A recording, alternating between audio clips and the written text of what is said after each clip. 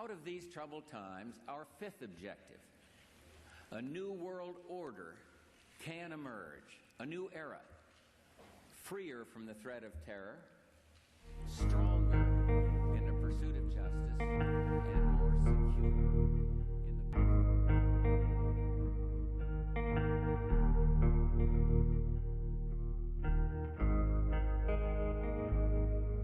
What is gray state?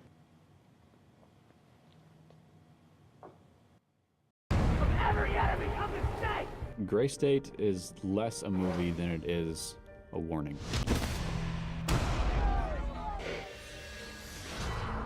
We do not live in a dictatorship, but we do live in a police state. What we're going to see is the unveiling of this gray state foisted upon America.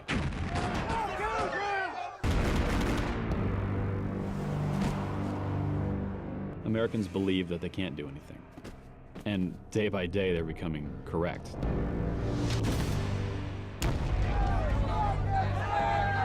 It's a game of numbers, and we're losing. And today, that new world is struggling to be born. A world quite different from the one we've known.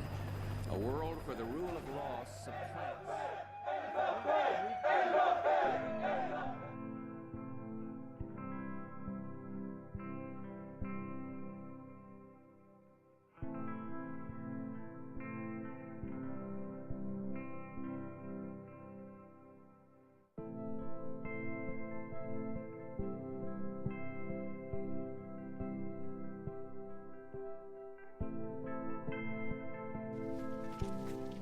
And there's something about it that just kind of gets on you and you just can't wash it off. Credibility means nothing to me. What I care about is truth. It's truth. Truth. When we are successful, and we will be.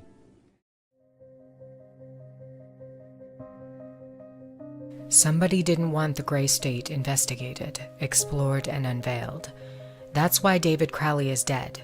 He was the writer and director of one of the most controversial movies in modern history.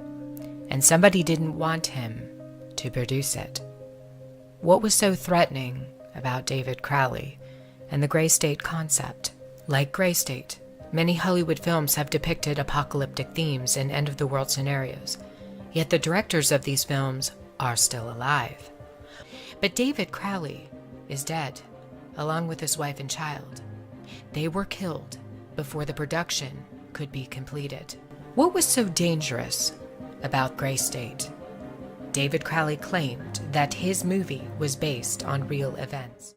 So the Gray State is essentially an artistic representation of real aspects put into a fictional format. Once you open your eyes and start looking at all these trends like RFID, like martial law, like FEMA, like executive orders, you have to act within your own capacity to sort of, talk about this. A lot of people filter that into the political realm. A lot of people do other things like grassroots style. I mean, I'm a filmmaker, Danny's an actor. Anyone knows that Hollywood has not approached this topic so directly before. That's what makes Gray State so compelling. It's that different. Definitely the trailer is our best efforts to kind of show this world and expose these very real issues that exist in our world today.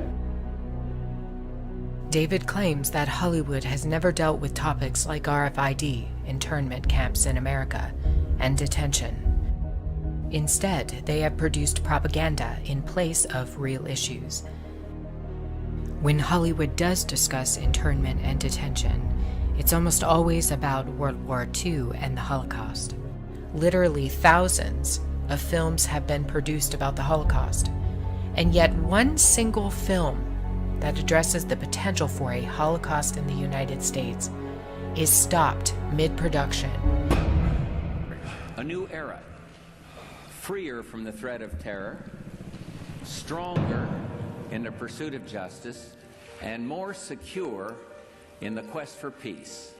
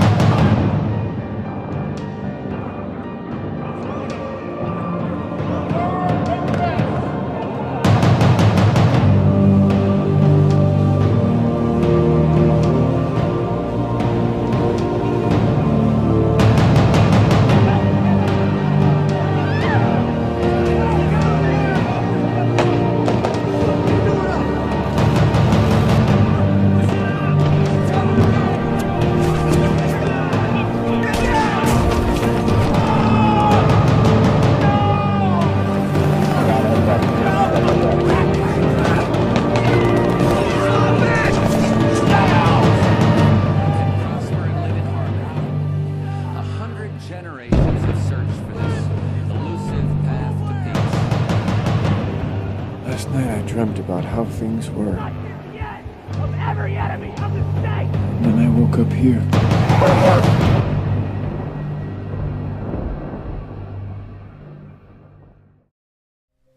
David knew a secret, and he left it inside of the trailer for Gray State, in plain sight. David Crowley used the Illuminati's favorite game against the notorious Cabal. It's a game they've played with the human race for years. They provide clues about the future to toy with us. They did it with 9/11. They've done it with other major catastrophes. It's called predictive programming. What was David's hidden message inside the Gray State? And could it be the reason for his death? Perhaps the scariest part of Gray State's conceptual trailer is this character here, who appears to be operating a guillotine. David Crowley was very intentional in this frame of the movie. He added something that I believe he wanted the people to know about. Who is the identity of this executioner? If you look closely, you will see that this terrifying character is wearing something around his waist. It appears to look like an apron. The executioner wears a Freemason apron, complete with the all-seeing eye, the compass, and the 2 pillars. I do believe David Crowley is trying to tell us something. He is telling us that the organization behind the French and American revolutions, the organization behind the Italian Revolution of 1830, the organization that outlined a plan to overtake the Vatican in a document called the Alta Vendita, the organization behind the Trail of Tears and the deaths of thousands of Native Americans under Freemason Grand Master Andrew Jackson, the organization behind the Ku Klux Klan in the United States post-Civil War and its rebirth in 1915, the organization behind the detonations at Hiroshima and Nagasaki during 33rd degree Freemason Harry Truman's presidency. These are men with a radical revolutionary agenda throughout the entire world because they worship and follow a radical revolutionary deity. David Crowley knew something, and he was trying to warn the people. The ones behind the FEMA death camps, the guillotines, and the detention of Americans, it's the Freemasons. They're planning a second American Revolution.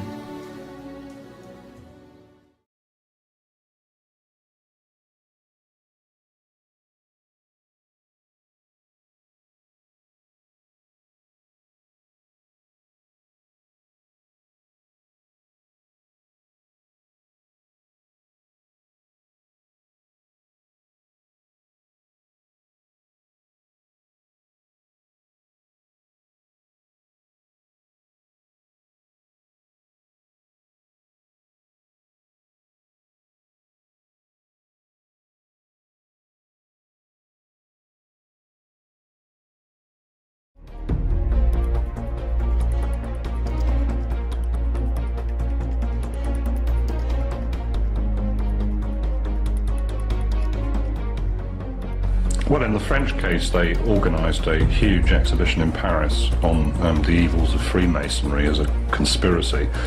And likewise in Britain, they would have barged into big Masonic lodges and confiscated all the paraphernalia. They might well have made a big exhibition of all this stuff in the Guildhall with all sorts of photographs and information and line charts showing this great Masonic network allegedly running Britain and pointing out how many cabinet ministers or whatever were Masons.